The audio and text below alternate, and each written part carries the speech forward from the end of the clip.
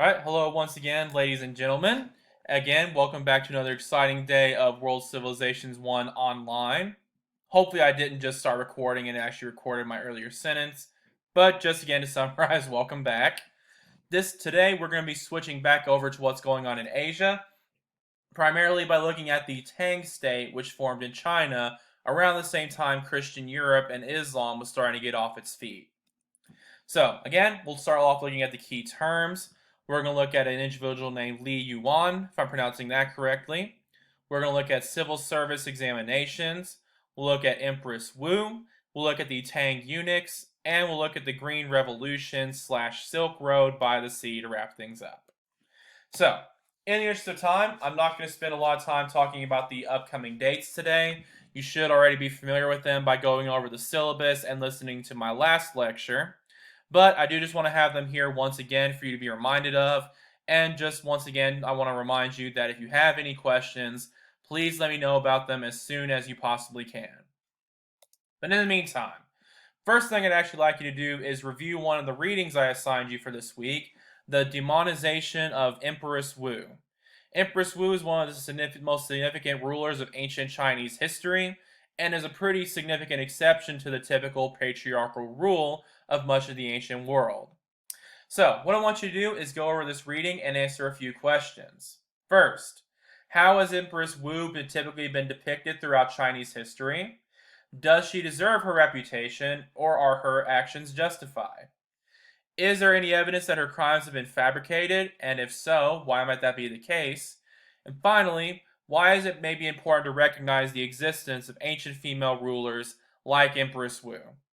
So again, what I'd like you to do now, if you haven't done so already, is to go ahead and pause this, go over that reading, and discuss these questions to yourself, and be prepared to again address them in future classwork and things of that nature. So hopefully you've done that by now. So in the meantime, let's go ahead and get us started. Now, looking at the background of the Tang State, we have to once again recognize the importance of rivers and the climate.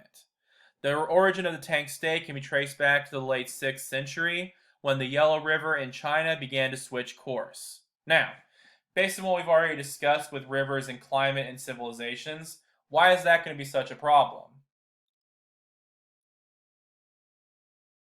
As I stroke my beard waiting for an answer that won't come right now. Is an online class grand? But yes, as you probably remember, we've discussed several times the importance of rivers in early civilizations.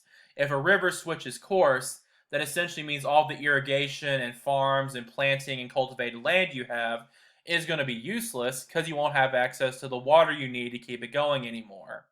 So essentially, much of the country that had relied upon the Yellow River was now going into collapse because it no longer had access to the Yellow River in places it did before. Because of this, Li Yuan, who was a governor under the Sui dynasty at the time, marched upon the Chinese capital and took the throne in 618 CE. A couple of things he did that are significant is that he strengthened the government by adding more provinces and by doubling government offices. Now, this whole idea of the spreading out of power is something we talked about a few times, so why would that make it easier for him to govern the Tang Empire? Awkward pause once again. But yes, it's essentially delegation once again, as for those of you who paid attention in previous classes probably noted.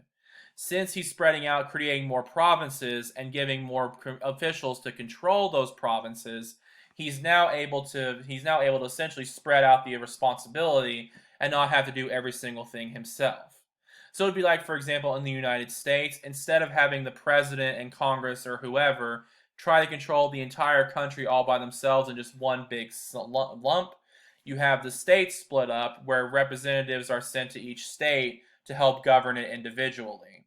So again, instead of Trump or Biden, whoever our president is at this point, don't worry, I won't get into that too much, but instead of them trying to control the country just by themselves, you have representatives who do some of the work for them. Helps to spread out the responsibility.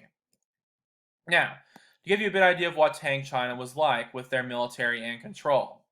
The military was split into two divisions.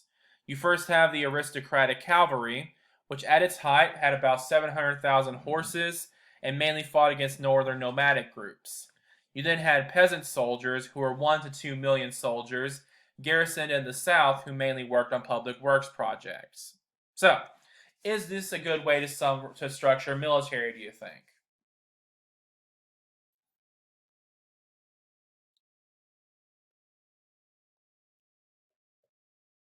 Yeah, this is as you probably guessed, this is very similar to social structures we discussed in the past. So on the one hand, it's going to be fantastic for this aristocratic cavalry, who gets to have a sort of elite status and is given a lot of benefits. It's not as great for the peasant soldiers, who have to mainly work on these projects as sort of forced labor, but it is going to improve China by getting more public works projects done, which gives them aqueducts, irrigation, all sorts of important things they need. So essentially, on the one hand, it does do a great job of getting things done to a certain extent, but you might be alienating a portion of your empire. However, the military, especially initially, was very successful. At its height, they controlled about 4 million plus square miles of territory, controlling a major portion of modern day China, along with Vietnam, Manchuria, and Korea. At their height, they were able to collect taxes from about 5 to 10 million families, which equals roughly about 57 million people, which would still be a pretty large number for today, but for the 600s is essentially or especially a very huge number. Another important distinction of the Tang is that they took most of their taxes in the form of agricultural labor. So instead of being like the Han, who we discussed previously, who took their taxes mainly from agricultural quotas, they mostly just required labor. Now, why might this be a superior tax system to what the Han did?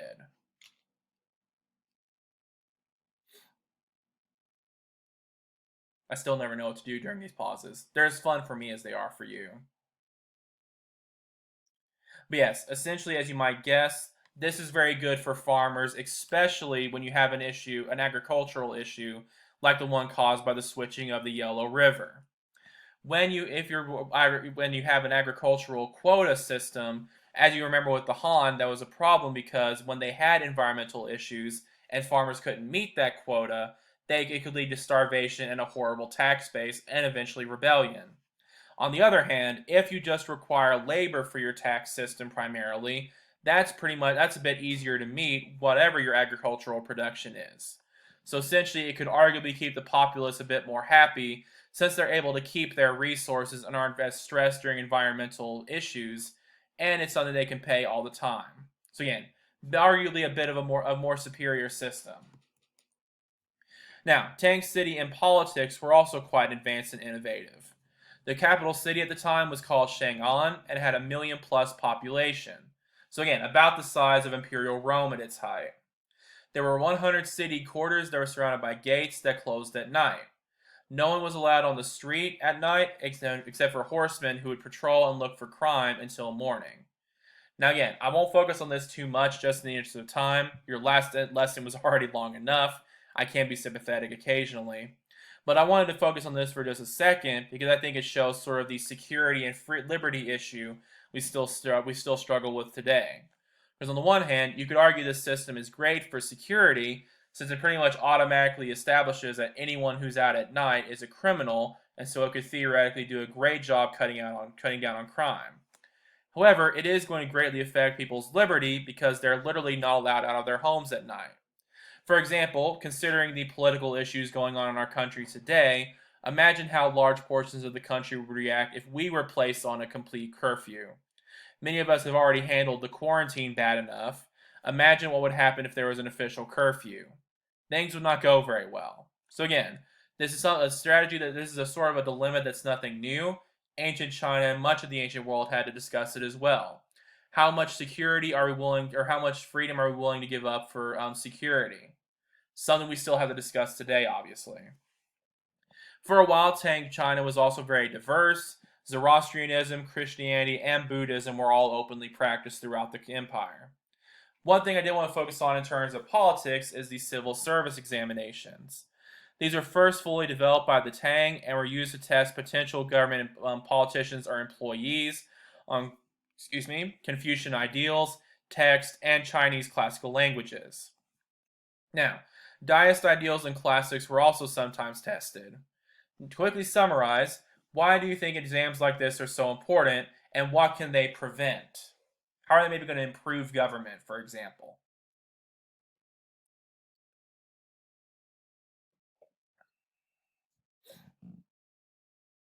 Very good. Again, any political science people I have listening back at home, this is essentially meant to ensure that you have more professional and competent government employees. So instead of just hiring anyone off the street or only practicing nepotism and picking your friends and family, theoretically, you're going to be bringing in individuals who are qualified because they pass these civil service examinations. So this is seen to be as a time when world governments started to get a bit more professional and developed in setting up their governments. However, this did lead to an education issue when examinations started to encourage Chinese families to pursue an expensive classical education so they would know all these Confucian ideals and classical languages. So this led to sort of the beginning of a common problem we also see in the world today, the expensiveness of secondary education. While as education became more prioritized, it started to get in more money and more attention, which I think we could all agree is good, but it also makes it more expensive and theoretically less accessible to more impoverished individuals. Really, not theoretically, it does make it less accessible. I think we can agree on that. So, again, bit of an issue in terms of educational access. Is this type of education getting so expensive a good thing? That's, again, something we still have to debate today.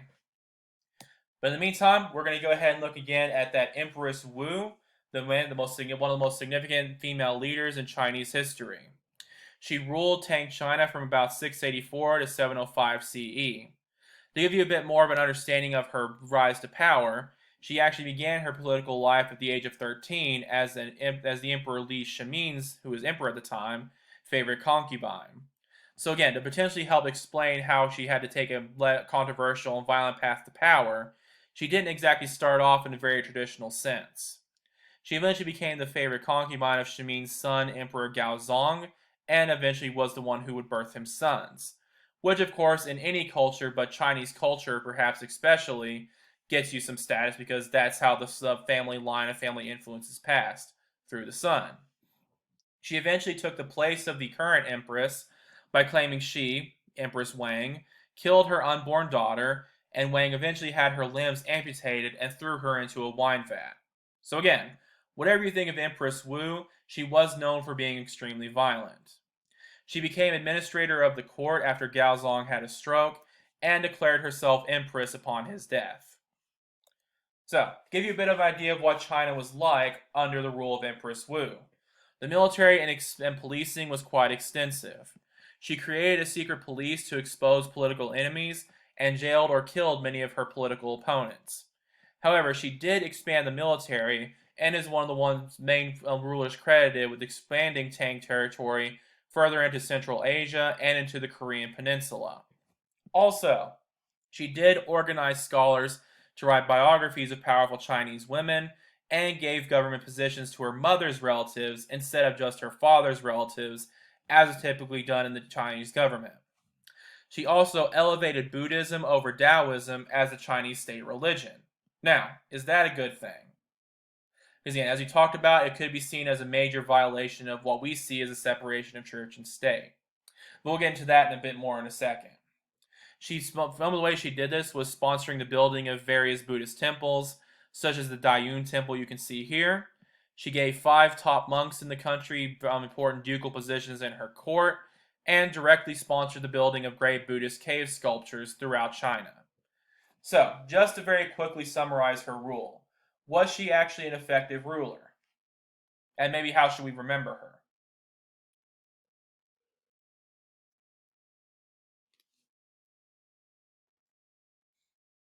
Alright, very good. As many of you probably realize, audience at home, this is another pretty complicated question. Because on the one hand, she did have a very, as we might see it, shady past and participated in quite a bit of violence and essentially seemed to run a police state. However, she does again have a reputation of demonstrating the power of female leaders even in the ancient world, and did seem to do quite a bit to improve the situation and the reputation of women throughout China. Also, especially if you're a Buddhist, and a Chinese Buddhist in particular, you might have fond memories of Empress Wu. But think about, for example, maybe how other religions are going to react to her rule. Is this preference of Buddhism over everything else going to end well? We'll get to that a little bit later in the lesson, as you might imagine. But before we do, I do want to talk about a little bit about the eunuchs, who are very prominent in Tang society as well.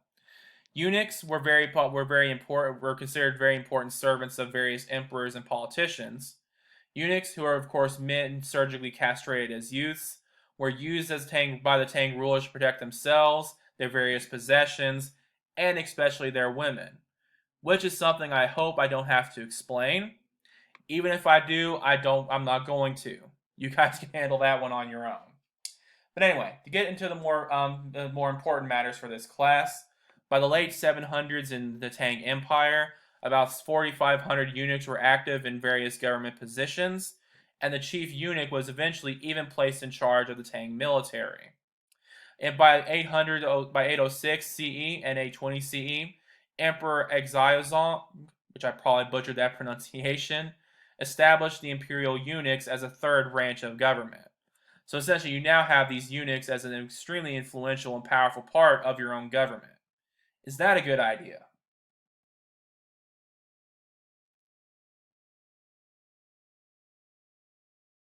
Yes, on the one hand, as you might have noticed, this kind of goes back to the delegation. You now have more power and administration more evenly spread amongst the government, arguably, than you did before. However, many historians have argued by giving this branch of government so much power, it helped to lead to even more political competition and helped to cause the decline of the Tang Empire.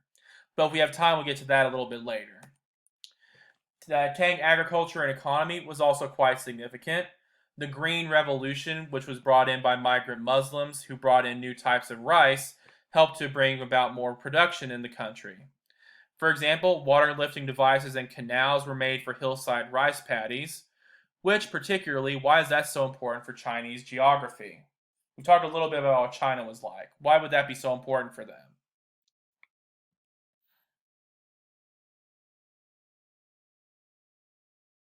Yes, again, very good. Those of you who are either paying attention or just have a lot of facts about China.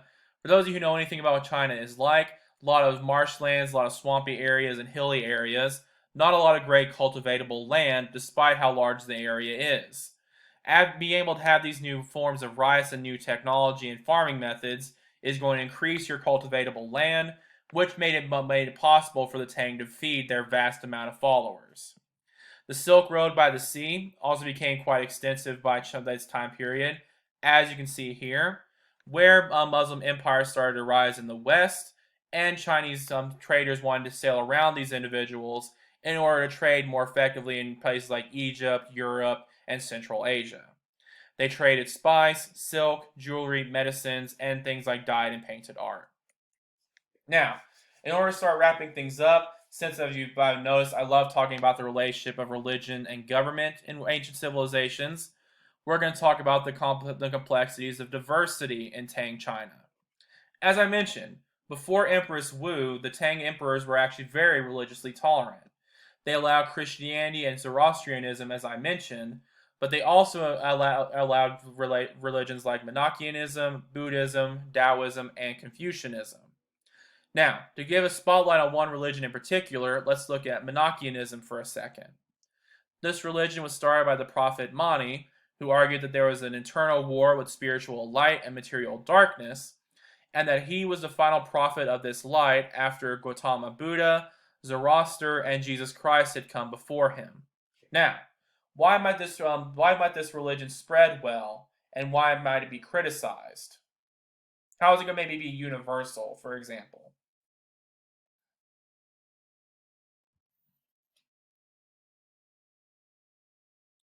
I'm probably staring too closely at the camera. My apologies. Again, I never know what to do during these pauses. But yes, as you might imagine, this will also, like some of the other religions we've looked at, make it more universal. For example, we already talked about how Islam claiming Judaism or Christianity characters like Jesus and Moses would make it more accessible to Jews and Christians. This religion is arguably going to be even more accessible because it's claiming many individuals were actually messengers of this light that Mani is now serving. So again, it's much more acceptable to look at a religion that takes yours somewhat seriously at least and accepts its important figures than one that just dismisses them completely. However, as you might imagine, this religion was also criticized by followers of Jesus and the Buddha for attempting to just sort of co-opt their religion for themselves. So again, on the one hand, you might be more understandable to followers, but the traditional followers of the religions you take from aren't going to typically like it. Now, one of the more negative aspects potentially of Empress Wu's loving of Buddhism was the anti-Buddhist strain that became popular in China after she was gone. While Buddhism had originally already had a hard time setting up in China because it was seen as a foreign religion and barbarous because of it coming from India. However, after Empress Wu made it more popular, many other religions started to have some backlash against that. For example, Emperor Wuzong, who ruled from 814 to 846 CE, closed about 4,600 monasteries, destroyed 40,000 temples and shrines across China, and forced about 260,000 monks to abandon their religion and begin a secular life. They would also redistribute Buddhist land to other religions. Again, it shows again the complexities of allowing too much religious diversity, or not too much religious diversity, but just religious diversity, and also shows the problems of a state getting too involved with the religion.